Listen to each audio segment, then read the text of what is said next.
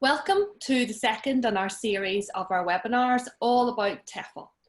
My name is Rosie Mansfield, Managing Director of Premier TEFL, and today we're going to discuss the topic of online TEFL courses, how and why to do it.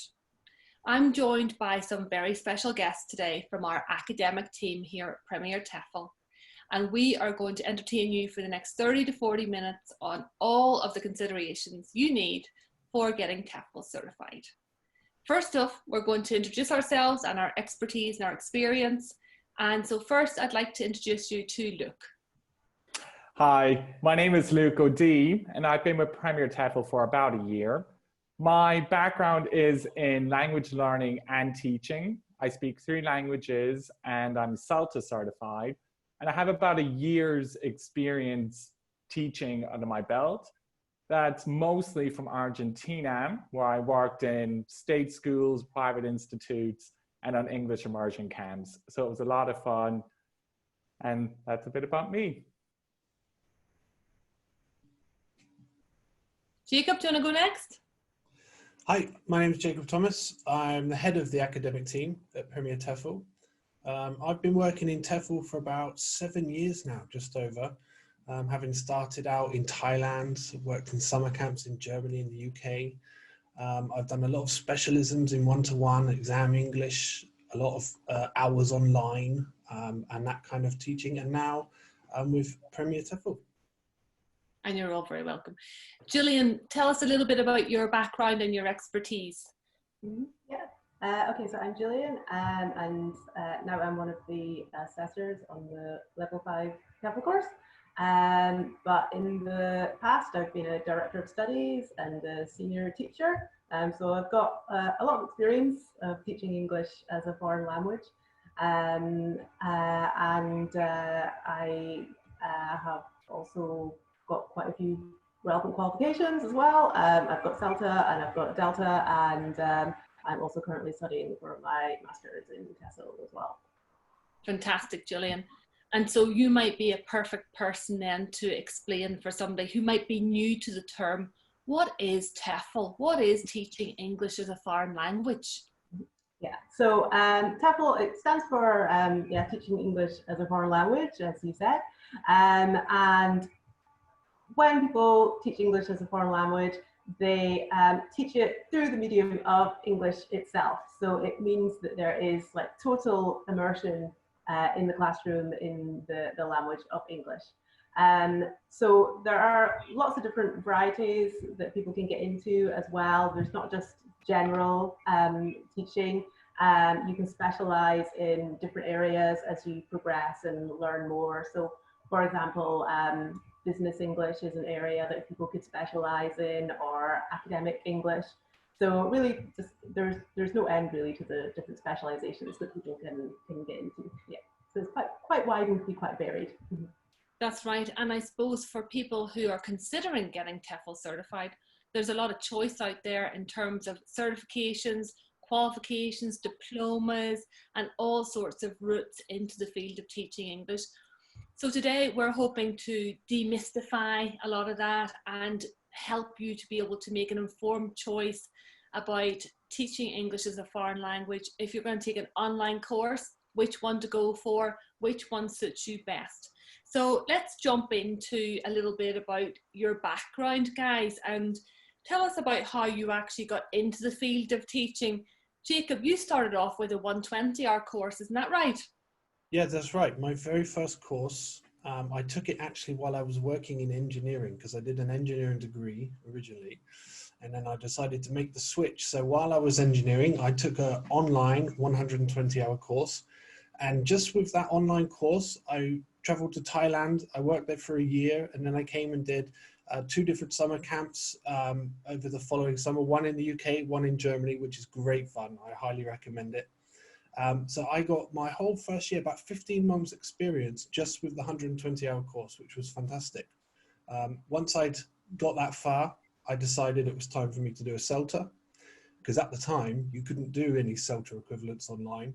So that was the only choice. And then a few years later, I did the Delta, which is the highest kind of like practical and academic experience you can get in the field. So that was my route into TEFL so far. And we're 7 years in, is that right now? Yeah, I'm about 7.5 years in now. So I did about a year on the 120, just over. I did about 3 years on the Celta, and I've got the rest, a couple of years on the Delta so far. So looking for the next thing eventually. There's no going back to engineering for you, is there? There's no going back to engineering. No, not now. And look, for yourself, how did you take the career path into teaching English as a foreign language? So my undergrad was in languages, studying languages. And as part of that, I did a few modules in TEFL, and I really got a taste for it. I liked it, and I knew that it was something I wanted to pursue further. So when I graduated, I traveled for a bit, worked in Argentina teaching, and then I decided, okay, it would be a good shout now to get qualified. And I looked at all the options and decided that the CELTA was the best for me. So I did the CELTA and taught a bit after that, and then decided to go back and do a master's in language teaching and ESL, which I'm currently doing.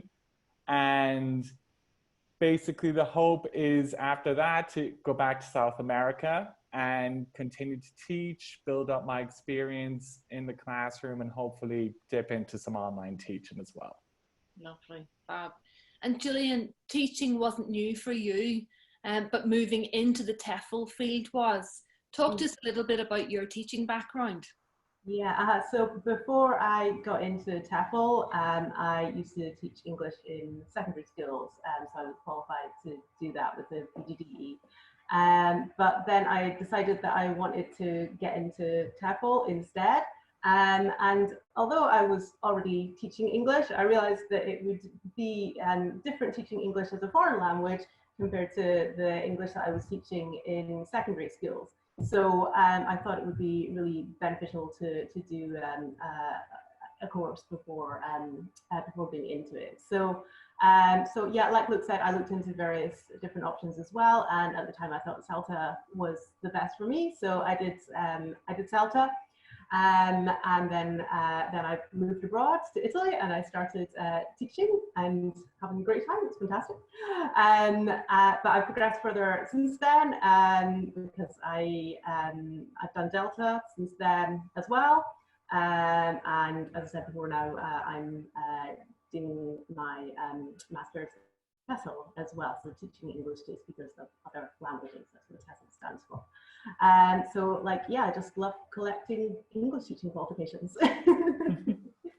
But it's testament to this field. There aren't very many industries like it where you can actually start off with an entry-level course such as 120 hours of online training and be able to work for, as Jacob says, nearly 2 years, a year and a half or 2 years in the field, and then take the next level qualification, and you can progress a whole career and learn on the go as you work through all of your classroom experiences and move from one country to another.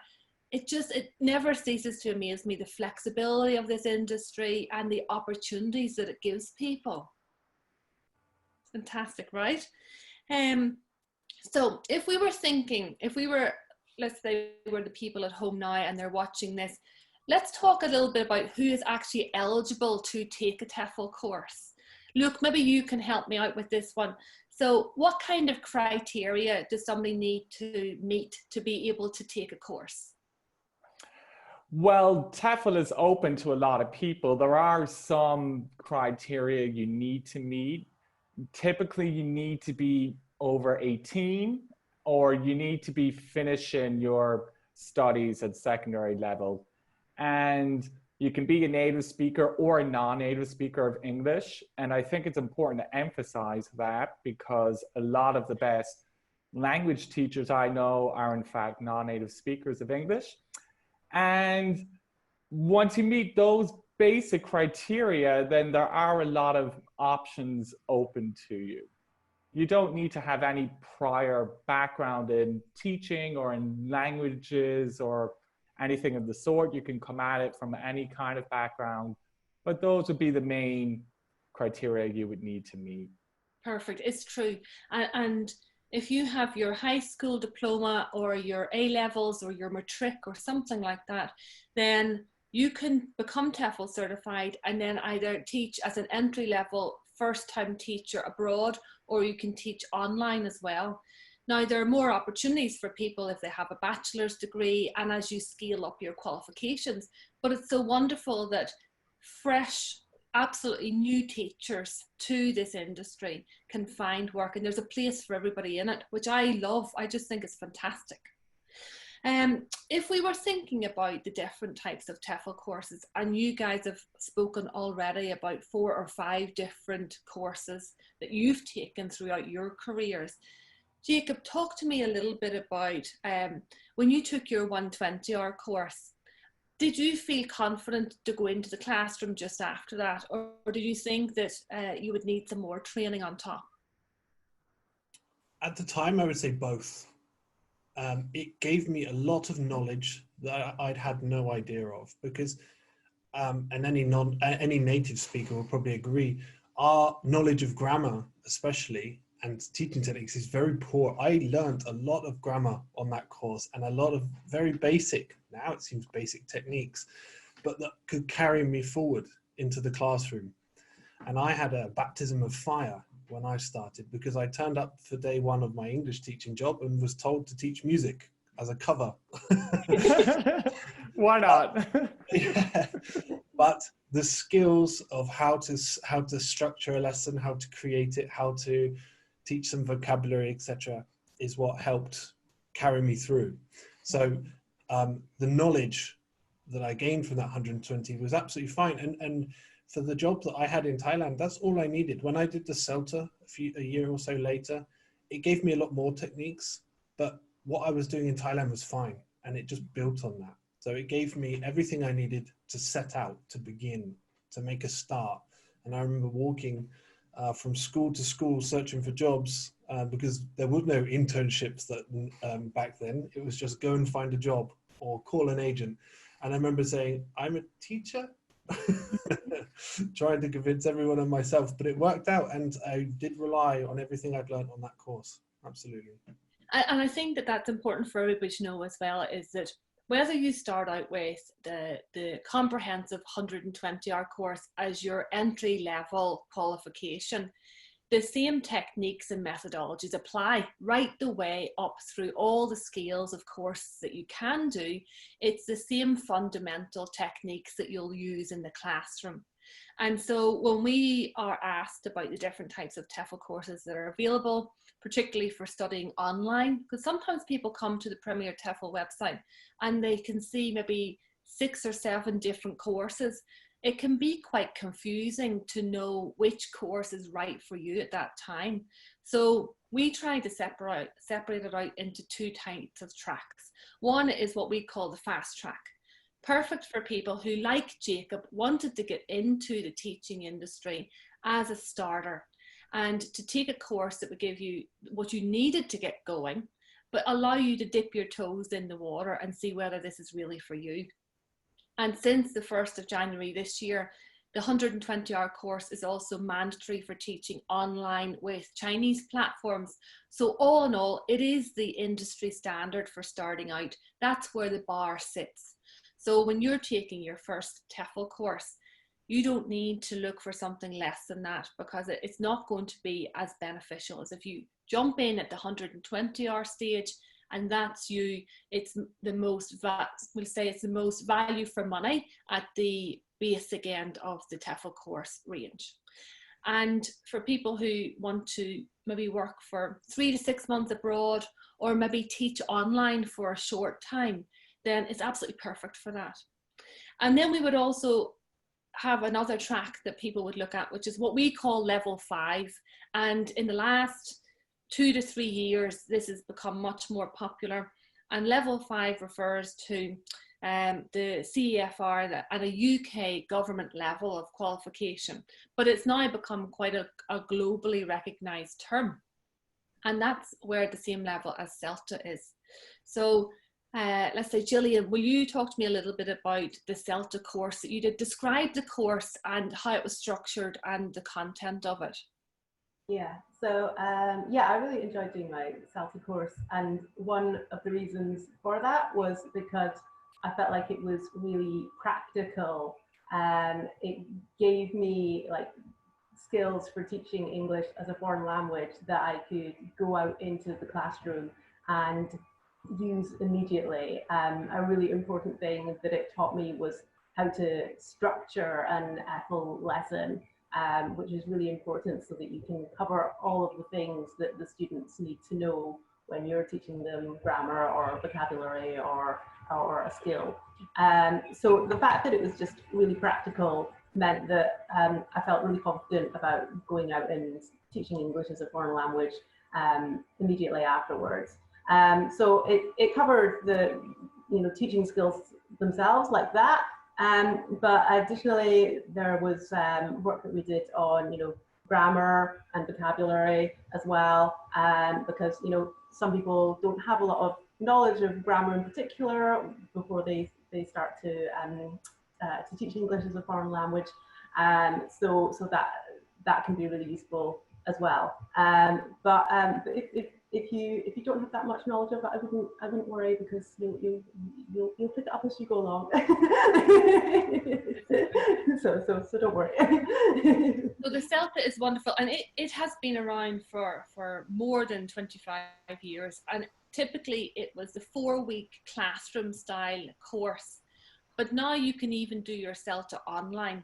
For people who are looking at a more sort of wallet friendly option, our level 5 course is exactly the same academic equivalent in terms of the qualification that you gain afterwards, but it will take you a little bit less time to complete. It's 168 hours of guided learning, and it is much more price competitive than doing a CELTA course.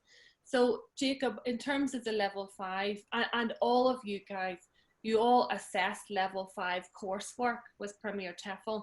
What's so good about somebody pick that course?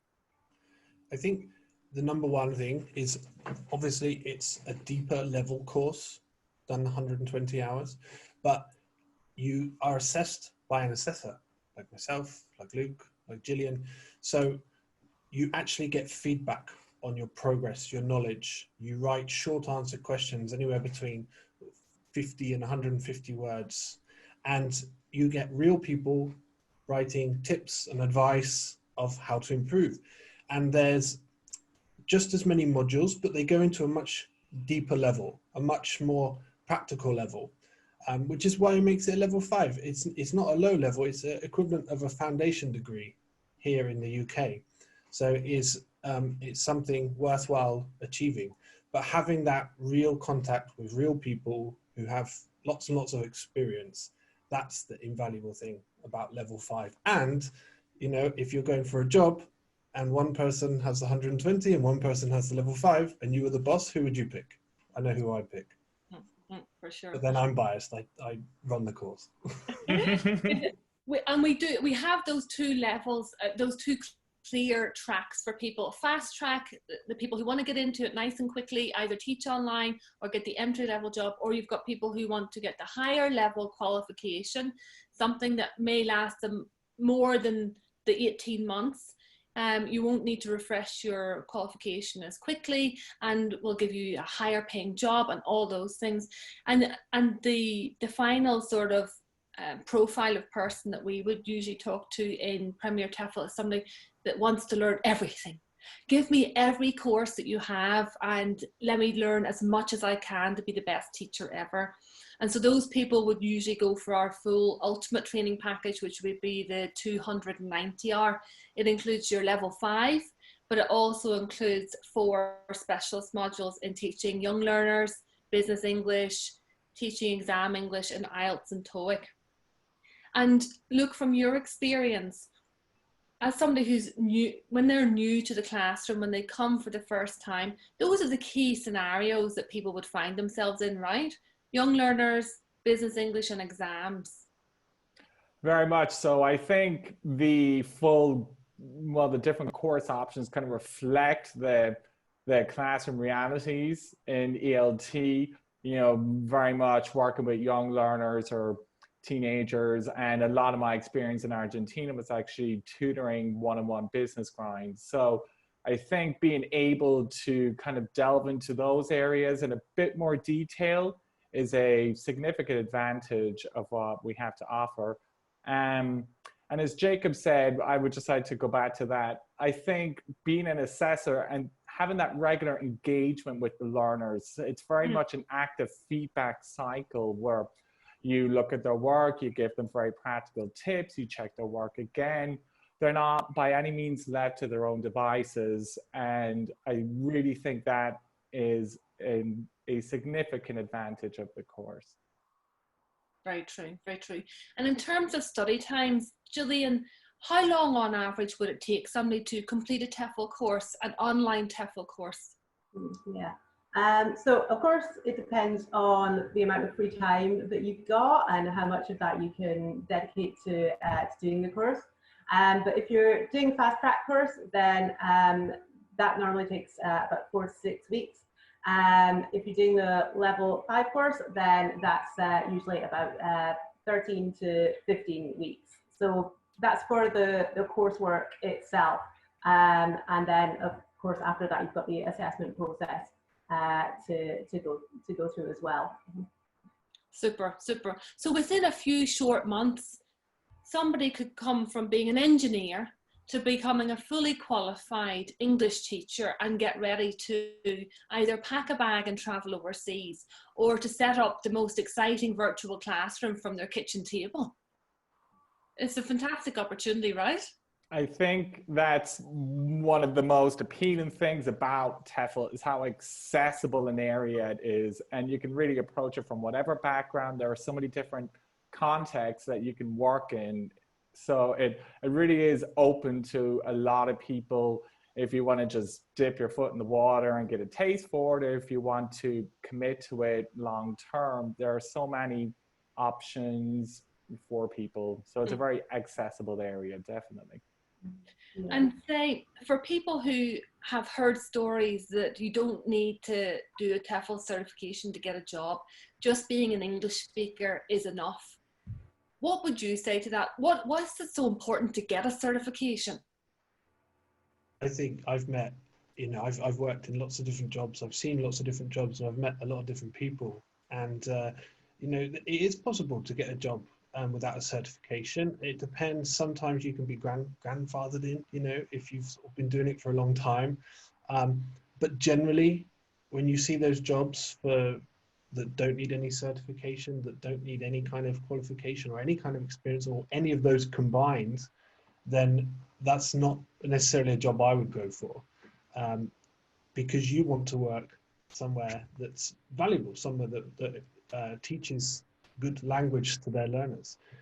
Not only that, it's necessary in a lot of countries for visas. If you want to teach in China, you need a 120-hour certificate. If you want to teach online for any Chinese learners, no matter where you live, you need that. And it's often stipulated on the actual job offer and on the consulate or the visa website of that country that you need that just to get in. So that's really, really important, as well as all the usual things that this job will need CELTA equivalent, this job will need a Delta, this job will need 120 hours, different experience, etc., etc. But the certification is really, really important, and mostly it's for yourself. You feel like you've progressed, you've made some good progress in the way that you're teaching, in your own knowledge, in your methodologies, etc., etc. So it's definitely important at any level, but minimum 120 hours. I think that's answered in every possible way. My next question would have been, would you fancy going into a classroom having not studied any TEFL methodologies? But you answered it already. Not a hope. You wouldn't fancy it. It'd be too challenging. Well, I met people that did that, and they really struggled, because even if you're native, even if you are native, you can stand there and you can have a conversation. But how do I start? How do I finish? How do I know at the end that they've learned something? What do I need to do to ensure that? And how should I, you're sat there on your table in the teacher's office for the first time thinking, how am I going to put this lesson together? That's where the training comes in. Absolutely.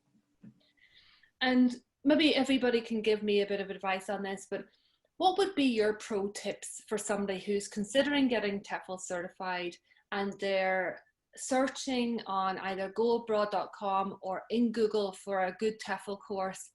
What are the elements that you think people should look out for when choosing a course? Well, as we've discussed, definitely a course that offers at least 120 hours, all of those practical considerations around visas and everything.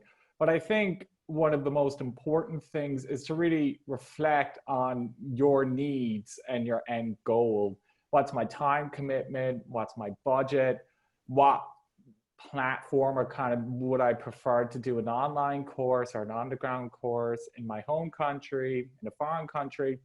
And I think I would encourage people, especially given the current situation, to really explore online options, because I think technology is already such a prominent part of teaching, and it's going to become more and more prominent. So there is a whole host of options online.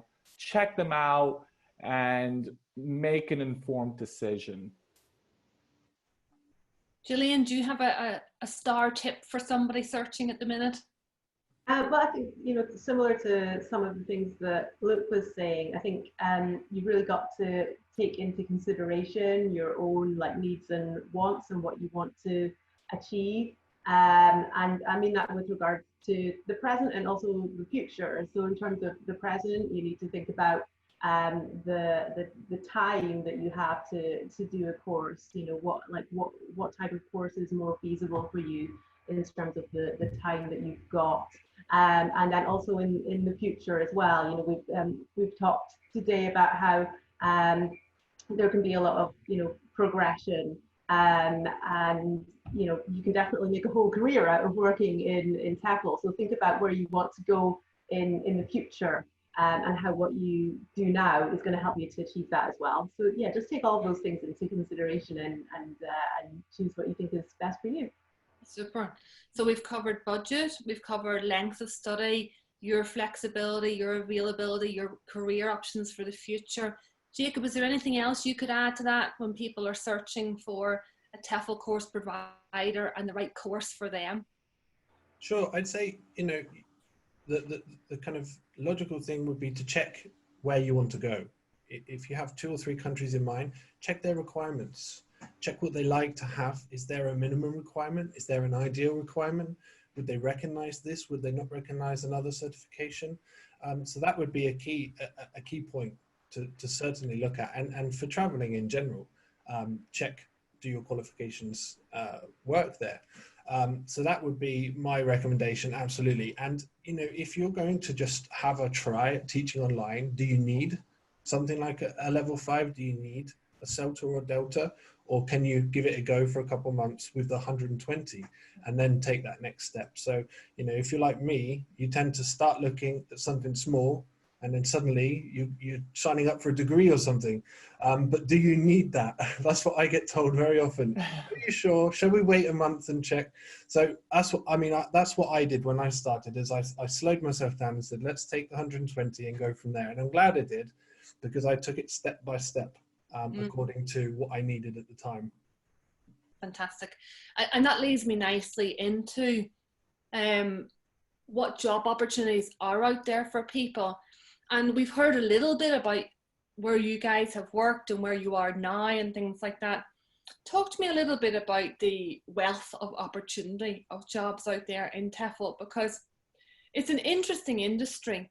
It's contract based, and so unlike other jobs that people might get as a permanent position, and they may even see it as a lifelong pensionable position from the get-go, TEFL isn't like that. It's very much 6 to 12 month contract based, and people will often do their contract and then move on to another location, another school, another country.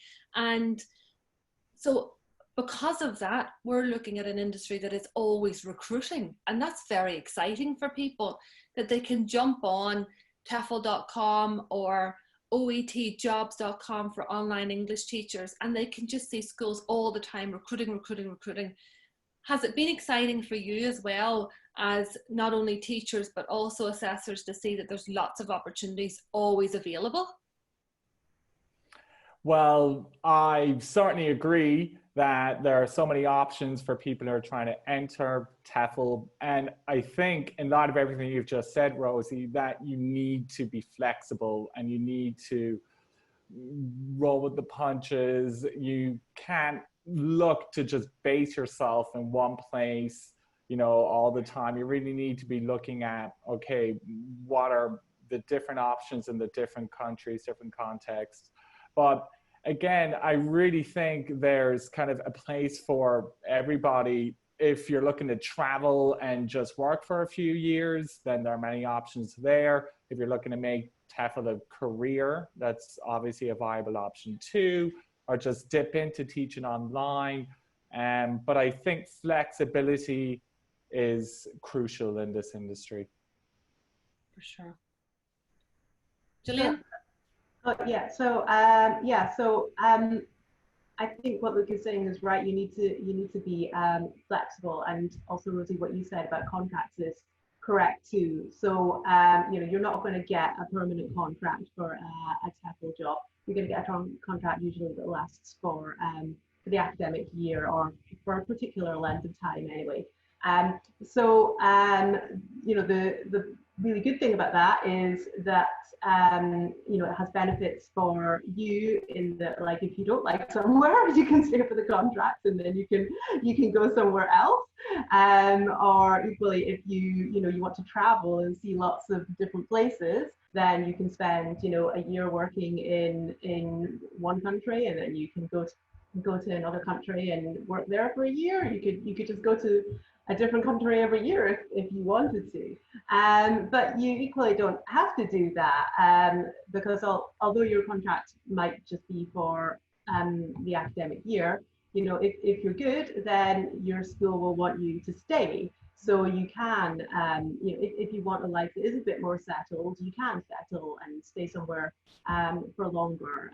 So, like, personally, I worked at the same school for like 4 years at one point. So I was there for a good long time, and I felt very settled there. And yeah, it was nice to feel like that as well. So so you've got like both of those options, whichever you prefer. So it can work pretty well. And Jacob, you taught in Thailand first, but it's not the only place you've taught. No, I've had a lot of different types of jobs, a lot of different actual jobs, online jobs. So I started with teaching in a private school in Thailand in an English program that they had, which is where they taught many different subjects through English as well as English language itself. And I got a side job working some evenings and weekends in a language school, a little local language school. And then I came back and did summer camps, which I massively recommend for first-time English teachers. Go and do summer camps. If you like fun, if you like excitement, if you like teaching in the morning, then running around playing sports or visiting cities or going on trips in the afternoon, they are amazing. And it's a very, very, I would like to say relaxed, but it sounds like there's no effort. It's a very gentle introduction to TEFL because there's a lot of support. They usually have a lot of materials to hand, and I really recommend that for first timers. And when I came back to the UK, I decided that I wanted this as a career, not just as a traveling job. So then I actually set up on my own, and I've been self-employed for a very long time, working one-to-one with Homestay, which is where learners come to my home and I teach them one-to-one or one-to-two, and you get to know people for years and years. I've done online teaching. It can take you in many, many different places online. You can do sort of normal, everyday young learner stuff, or you can teach business, or you can teach exams, IELTS, Cambridge exams, etc., etc. And it just goes on and on and on, really. I'd say overall, I've probably taught 5,000 students plus. I counted a few months ago how many different nationalities. It's 65 plus nationalities I've taught. Yeah, and I've had, just in my house, I've had 30 nationalities, just in my house, let alone online or anything else. But it's amazing. And I've got people, my Christmas card list is massive. It's amazing, but you have lifelong friends. But my point is, you can do so much in this industry. You know, once you get into it, you can take your choice. You can specialize in exams, you can specialize in business, you can specialize or even open your own language school eventually. You can write materials if you're that way inclined. You can go and work with the textbook publishers, etc., etc. There's literally no limits, and it's getting bigger and bigger as we discover and create more corners of the industry which you can be part of. Absolutely. And if there isn't somebody at home now very, very excited, having just heard what you guys have said about the depth and breadth of opportunity in TEFL, then it isn't for you, and you should turn off and don't bother watching the rest of this webinar. But it doesn't, you know, it just doesn't get old for me. And I've said it before and I'll say it again. I just love to get out of my bed every day and talk to people about TEFL. For 14 years I've been doing it, and I never ever have that fear on a Sunday night, oh, I've got work tomorrow. I love it, I live and breathe it. And I think something we haven't even touched on across all of those options is even volunteering with TEFL, which is very, very popular too. And I was lucky enough to have the experience in Kenya, Malaysia and Sri Lanka of working in orphanages and care centres and things like that with kids to help them learn English, so that their life could be much more different and much more meaningful, and they could achieve goals that could have been beyond their wildest dreams had they not had the opportunity to learn English. It's a fantastic life-changing experience, not only for you, the teacher, but also for the thousands and thousands of students that you come across. And if I could add to that quickly, Rosie, I think although you're teaching English, I think TEFL is an excellent kind of gateway to other countries, other cultures, and other languages. So if you're very much a person who likes to learn languages and learn about different countries, TEFL is your passport to doing that. When I went out to Argentina, for example, I knew zero Spanish, which was quite challenging at the beginning, but thanks to, you know, moving around the country and teaching, I picked it up bit by bit and got to know a lot of Argentinian people and got much more familiar with the culture there. So that's a dimension of TEFL I'd just like to point out as well. Absolutely. The benefits are endless. You know, they really are endless. It's not just a gig to get paid. You can learn languages, you can learn cultures. I rarely cook an Irish dish in my kitchen. Everything is some kind of Asian infused theme, and so I love been able to learn all these authentic recipes abroad and then bring it home and then teach the kids that as well, and it just goes on. The cycle is never ending. It's a fantastic opportunity for anybody to get into the world of teaching English. And I think as well, if I can add, it gives you a sense of satisfaction. You know, that's what I found got me out of bed when I started every day, was if you've never taught anything before, you've taught a little, teaching a group of people something and they remember it by the end, it's really rewarding. It's really rewarding, especially if it's, especially young learners, if you're that way inclined, you know, they love you and they're so happy that you're there, or that you're online teaching them, and they look forward to it. And they like asking you about your country. You know, they'll ask you everything. If you're British, it'll be, what's the Queen like? You know, and you'll have to kind of answer that. And everyone in Thailand thinks I know the Queen. You know, best friends. we're very good. We're great friends, Queen and I. But, you know, that's fun, and the relationships you make, and it's extremely rewarding. Yeah, I would totally agree with that. Like it's really rewarding in itself, because it's really fun. Teaching English as a foreign language is definitely the funnest job that I have ever had. And I, like, when I was teaching, I was always, you know, really happy to go to work. And you know, you can't always say that about your job, and you feel so much better about yourself when you enjoy your work. And I really enjoy teaching English as a foreign language. So it's rewarding because it's just fun in itself, but it's also rewarding because of the reaction that you get from your students as well. So, you know, I have always felt like my students have really appreciated what I've been teaching them, and and they've demonstrated that to me. Just by the way they are in the classroom, and sometimes they might give you gifts as well. That happens to me as well. So yeah, like it's rewarding in like loads of different ways, and also when you are doing it abroad, you get to experience different cultures and different languages, and you can learn other languages yourself. And that's all very rewarding as well. So yeah, all of those things are just great. Yeah, it's like the best job. Do it. And it feels a bit like a trick question now, but my closer for today's webinar was, what would you say to somebody who's maybe on the fence and thinking about doing a TEFL course but not quite sure yet? But I guess all of us would just say a resounding yes, just do it. Go for it. Absolutely. Yeah. You'll have a great time. Just we're all career lifers now, so yeah, get going with it.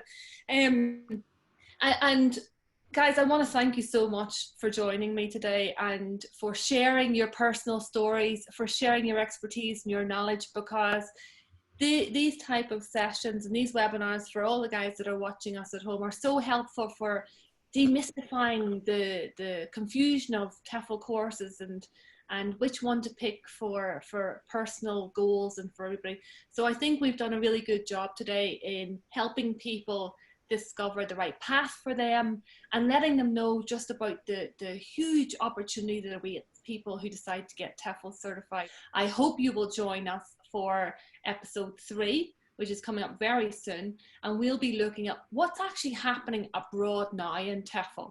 And we'll be talking to people who are in recruitment and based all over the world, and we'll be hearing about what's happening in schools in Thailand, Poland, and what's happening out in Hong Kong too. So thank you very much for joining us. Please sign up to our next webinar, and we look forward to seeing you there. Thank you.